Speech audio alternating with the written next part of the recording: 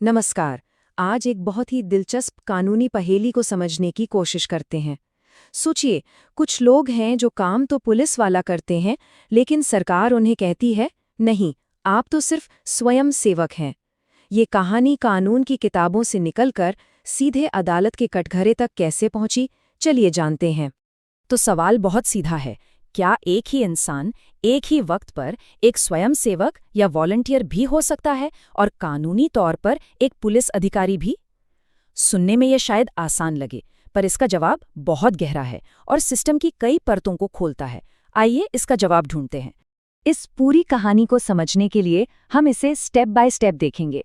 सबसे पहले उस मेन कॉन्ट्रडिक्शन यानी विरोधाभास की बात करेंगे, फिर 2018 के उस सरकारी आदेश पर आएंगे जिसने ये विवाद खड़ा किया। उसके बाद 1948 के मूल कानून को देखेंगे, फिर हाईकोर्ट के फैसले को समझेंगे और आखिर में ये जानेंगे कि इस आदेश को मनमाना और अवैध क्यों कहा गया।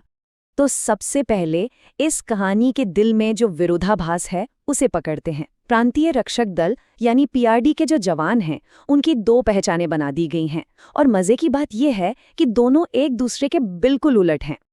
जरा इस स्लाइड को देखिए, ये पूरा मामला साफ हो जाएगा।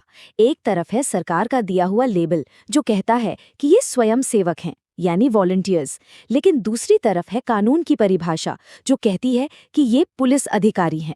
अब ये सिर्फ शब्दों का खेल नहीं है, इसी एक फर्क से उनकी सैलरी, उनके अधिकार, सब कुछ बदल जाता है। चलिए अब उस एक डॉक्यूमेंट पर आते हैं जो इस पूरे विवाद की जड़ है। ये है 13 फरवरी 2018 का एक सरकारी आदेश। इसी आदेश ने, आप कह सकते हैं, सारी गड़बड़ शुरू की। इसने ऑफिशियली पीआरडी जवानों पर स्वयं सेवक का ठप्पा लगा दिया और कहा कि उन्हें सुरक्षा के काम के बदले बस एक मामूली सा भत्ता मिलेगा। यहीं से असली कानूनी लड़ाई की नींव पड़ी, क्योंकि काम तो वो पुलिस का कर रहे थे, पर नाम और पैसा एक वॉलंटियर का मिल रहा था। अब इस कहानी को ठीक से समझने के लिए हमें थोड़ा सा टाइम में पीछे जाना होगा, साल 1948 में, जब प्रांतीय रक्षक दल को बनाया गया था। ये है वो असली दस्तावेज, मूल कानून, द यूनाइटेड प्रोविंसेस रक्षक दल एक्ट 1948। ये वो कानून है जो इस पूरी कानूनी जांच का सबसे बड़ा सबूत बना। अदालत ने 2018 के सरकारी आदेशों को नहीं, बल्कि इस ओरिजिनल कानून को तवज्जो दी। ये सवाल ही सबसे अहम है ना? 2018 का आदेश तो उन्हें स्वयं सेवक कहता है, ठीक है, लेकिन 1948 का वो कानून जिसने इस फोर्स को बनाया था, वो क्या कहता है? और यहीं पर कहानी में सबसे बड़ा ट्विस्ट आता है। 1948 का कानून साफ साफ कहता है कि ड्यूटी पर मौजूद हर पीआरडी सदस्य को पुलिस अधिकारी माना जाएगा। ये लीगल टर्म बहुत जरूरी है। इसका मतलब है कि कानून की नज़र में वो पुलिस ही हैं, बात खत्म। ये एक कानूनी गारंटी है जिसे कोई सरकारी आदेश बदल नहीं सकता। और पुलिस अधिकारी माने जाने का मतलब सिर्फ एक टाइटल नहीं है। इसका सीधा सा मतलब है कि जब वो ड्यूटी पर होते हैं तो उन्हें वही शक्तियां, वही विशेषाधिकार और वही कानूनी सुरक्षा मिलती है जो एक रेगुलर पुलिस अधिकारी को मिलती है। और हाँ, इसके साथ ही उनके कर्तव्य भी उतने ही गंभीर होते हैं।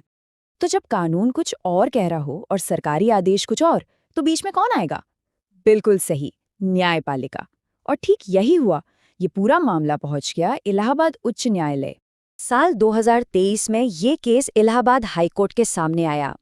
पीआरडी जवानों ने एक बहुत ही सीधा सा सवाल पूछा, जब हम होमगार्ड जैसा ही काम करते हैं तो हमें उनसे कम सैलरी और कम अधिकार क्यों दिए जा रहे हैं?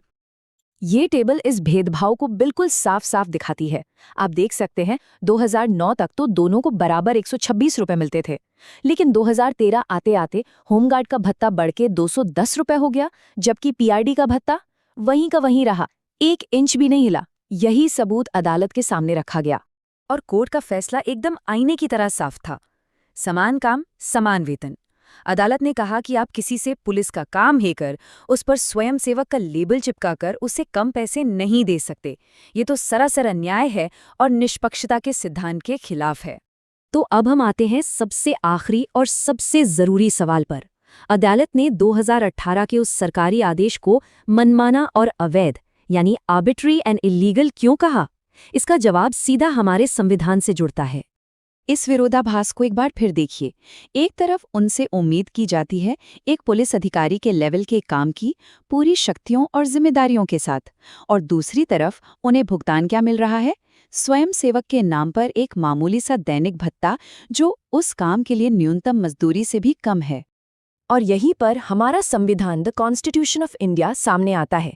उसका अनुच्छेद 23 बेगार यानी जबरन मजदूरी पर रोक लगाता है।